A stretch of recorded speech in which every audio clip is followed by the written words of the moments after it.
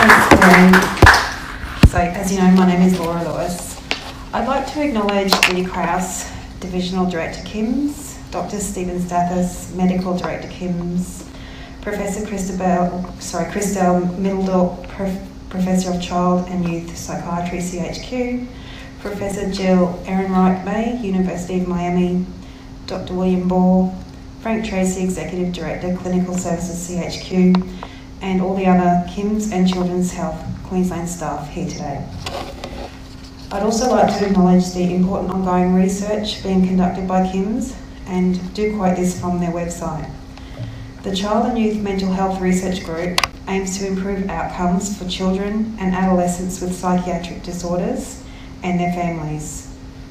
We achieve this by identifying risk factors commonly associated with the development and persistence of childhood and adolescent mental health symptoms, while developing and evaluating new treatments and prevention programs to address these. So when I think of research, I think of words like identify, prevent, intervene, treat, and support. All very necessary elements in supporting our children and youth with their mental health. In preparing for speaking today, I skimmed through Mission Australia's Youth Survey. This 5-year mental health youth report presents the findings of the past 5 years on the rates of psychological distress experienced by young Australians aged 15 to 19. It is far too in-depth to share all the data, but it's easily accessible online to review. Alarmingly, mental health issues in our youth continue to climb. It's also timely that October is Mental Health Awareness Month. I'm a survivor of a long-term mental illness myself, and I speak openly of my ongoing battle to maintain a stable mental outlook. I do this to help minimise the stigma that still exists today. So as a parent who has a child with a checkered mental health history, I take part in all research that crosses my path that is, of course, relevant to our circumstances. One of the frustrations I have felt when supporting my child, particularly through a threat of suicide, was the overwhelming feeling of helplessness and powerlessness. By participating in ongoing reputable research that has gone through the ethics approval stage, I have found a voice. When the researcher has followed up with a phone call, I have truly felt heard. This is both validating and also restores some balance of power to me.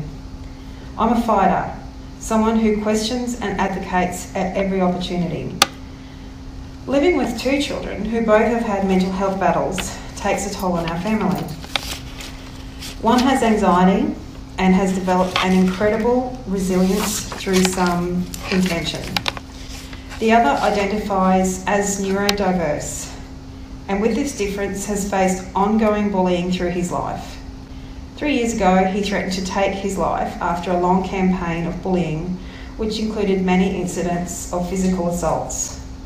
While I'm not here to talk about school, I will say that him not feeling heard by teachers was far worse in his eyes than the actual bullying that took place. At that time in our lives, our whole family was completely consumed by what our son was facing.